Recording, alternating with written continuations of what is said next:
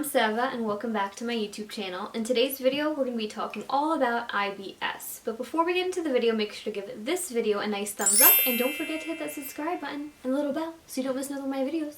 Alright, let's get into it. So I have another medical condition here for you guys today. Now if you haven't seen it already, definitely make sure to check out my migraine video. I'll link it right up here. Now I started this series off with the migraines because that is something that is near and dear to my heart. I've been suffering from migraines for years now, so I really thought that I can speak on it.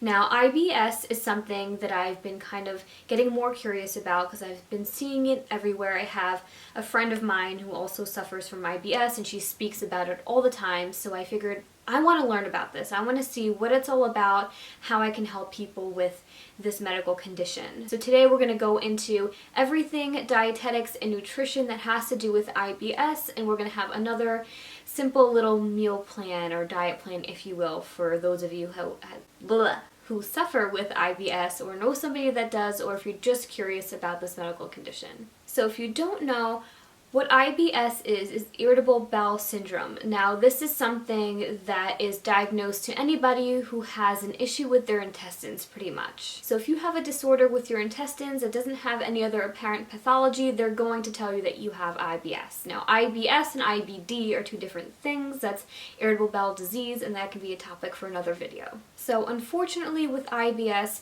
there's many other things that kind of go undiagnosed when you have IBS because they just like stamped you like, here you have IBS, and like that's pretty much it, which is not cool. Now this is not saying that if your doctor told you you have IBS, you don't have it. Like, you probably do, but sometimes it gets misdiagnosed, and sometimes you may have IBS, but you also have IBD, or you also have colitis, or you also have Crohn's, or whatever it might be, and you can't just kind of label IBS and not look any further. Now, if that happens, then maybe your doctor isn't the best, but this is just something to look into if you have IBS or if you know somebody that does or anything like that. Now migraines and IBS are not the same thing, but just like migraines where I said the symptoms can kind of go from A to Z. You can either, have a slight headache, whatever, to having a migraine for 3 days and throwing up and all that kind of stuff. It's kind of similar here too. So if you have IBS, you can have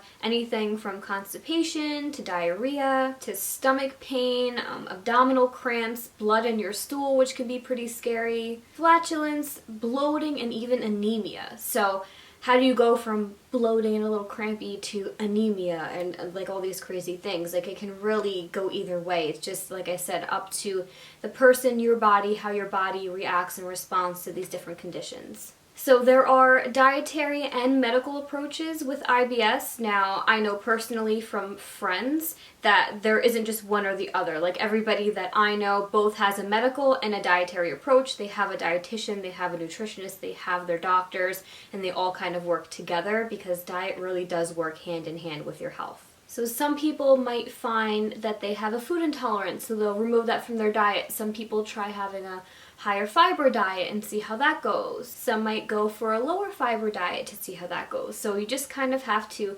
experiment with your doctor, with your dietitian, to just kind of see how your body responds. Try this for a little bit, see how you feel, see how you're doing. Are you getting better? Are you getting worse? There's really no other way than to just experiment and listen to your body. So usually if you have IBS, your dietitian is going to first put you on a low irritant diet. Now, what does this mean? This means you're going to be avoiding irritant foods and you're going to be consuming a less fatty diet. Now, fiber definitely has to be incorporated into your diet if you have IBS, but just be careful because certain high fiber foods can work against you and may actually irritate your bowels. Now, high fat foods can exacerbate your system, so that's why we say to just kind of steer away from them if possible. And hydrate, hydrate, hydrate. You want to be having at least 12 cups of water a day. And just like with migraines, you want to avoid strong coffees, teas, fizzy bubbly drinks like Coca-Cola and alcohol. It's definitely important here to kind of have a wide variety of foods that you incorporate in your diet and to definitely make sure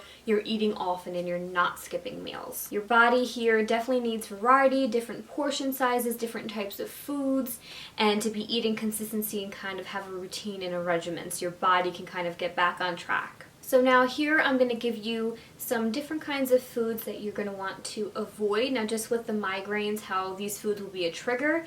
Here you're going to want to avoid because they can really irritate your bowels and just, this is way more serious than the migraines. This is your whole intestinal tract. So definitely try to avoid these if possible, because you're really going to be in pain if you don't. So number one is going to be starchy foods. Now this is going to include white bread, any bread with, grains and seeds on them, cornflakes, Rice Krispies, cereals that contain nuts, dried fruit, things like that. Also chips, French fries, potatoes, I know. I'm the potato queen, believe me, I get it. What you're going to want to include here is wholemeal, brown, and wheatmeal bread. High fiber breakfast cereals, so things like bran flakes or porridge again. Biscuits, scones, pasta, rice, but you want to make sure that they're whole wheat or brown. And don't worry, you can still have potatoes here. You're just going to want to make sure that they're boiled, baked, or mashed, which a potato is a potato and they're going to taste just as good to me whether they're baked or if it's a French fry. So if they're healthier for me, having them baked rather than fried up in a French fry or chips, I'll take what I can get. Now the next one are dairy products. So you're going to want to avoid cream products. So full cream milk, yogurt, and you're going to want to include skimmed or semi-skimmed milk. Now you can have cheese if it's low fat or cottage cheese or something like that, but that's really about it. Now for fruit, you're going to want to avoid fruit that contains a seed. So things like raspberries or any tough fruit skins that's going to have a lot of fiber. And nuts, seeds, and dried fruit. But you can have fruit juice and peeled fresh fruit. Just make sure you take the peel all first. There's a lot of fiber in there and you don't want to have any other issues. Now for veggies, same thing here like with the fruits. You're going to want to avoid any veggies that have seeds in them. So tomatoes or anything with a tough skin like an onion, sweet corn, peas, broccoli, red kidney beans, baked beans, lentils, that sort of thing. And then you can include all other veggies. Just keep in mind everybody's different, like I said, and sometimes raw veggies can upset your stomach a little bit. I know for me, I love them, but I don't have IBS or IBD, so this is just going to be something that you guys are going to have to experiment with and see how your body reacts. Now for the meats, poultry, and fish. Now you're going to want to avoid tough and fatty meat, of course. Any fish where you're going to be consuming the bones, you want to avoid that. So that'll be something like your sardines and any fresh that's going to be fried into a batter or breadcrumbs. You want to just avoid that. So you want to definitely consume lean meat and protein and all other fish pretty much. And just as a side note here, you want to just as an overall rule of thumb to keep an eye on how much butter or margarine you consume. And again with the seeds, now something you might not be thinking about is something like a jam or marmalade. Just make sure you're not consuming too much of that.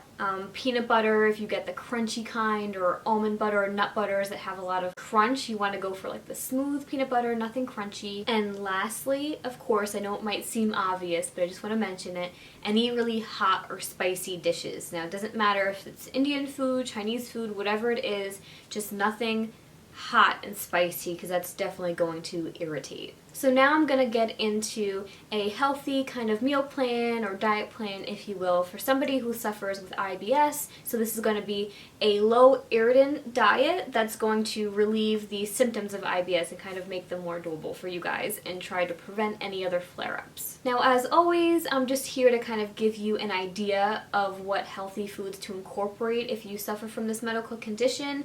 So you're definitely going to want to make sure, of course, you're including a lot of water in this, but I am not your dietitian specifically, so before you go and follow a diet like this, definitely make sure to consult your doctor. Don't just do what I say, because yes, this is what is good for somebody with IBS, but I don't have you specifically as a patient, or I don't know what diets you've tried in the past, or what other conditions or intolerances or allergies or anything else that you might have. So definitely make sure to consult your doctor first. You can even give them this entire plan if you want and ask them about it. So for breakfast, a high fiber cereal, so something like a porridge and a skim milk with that is going to be great. Then you can add a slice or two of whole wheat bread with maybe some olive oil or something on top. And then you can have something like a fruit juice or one of the fruits that I had mentioned before.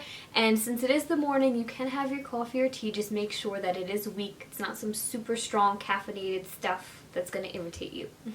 And then for a snack, maybe you want to have some sort of banana or something like that. Maybe you want to add some almond butter or creamy peanut butter on top of the banana, and then definitely make sure you're drinking your water. Now for lunch, we're going to do a nice sandwich on some whole wheat bread. You can add some cheese, maybe some chicken or tuna with some low-fat yogurt, or you can use cottage cheese here if you don't want to use the yogurt or the other kind of cheese. Then maybe some oat cakes and definitely some veggies, like some of the ones that I listed up above that you can have. Maybe some carrots, something like that that's raw, and some cucumbers. You're going to get some added water through there. Maybe you want to dip those with your yogurt or with your cottage cheese, and definitely make sure you're drinking your water. Then for the mid-afternoon, maybe you want to have some oat cakes. You can again put some sort of nut butter on there as long as they're smooth and creamy. It's not chunky.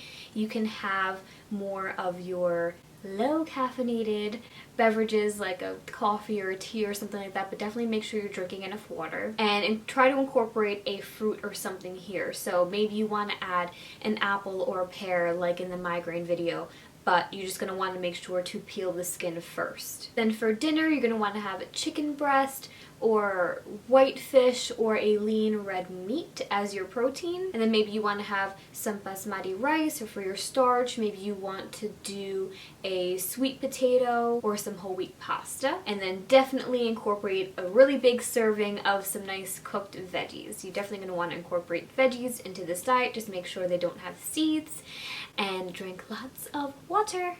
Well, that's all I have for this video today, you guys. I hope you liked it and I hope you learned something new. If you did like it, make sure to give this video a nice thumbs up, and don't forget to hit the subscribe button and the little bell so you don't miss another one of my videos. And as always, if you want to get my exclusive nutrition tips, healthy food recommendations, and delicious recipes right to your inbox, then just make sure to head over to my description box, click the link, and join the fam. Thank you guys so much for watching, and I'll see you in my next video. Bye guys!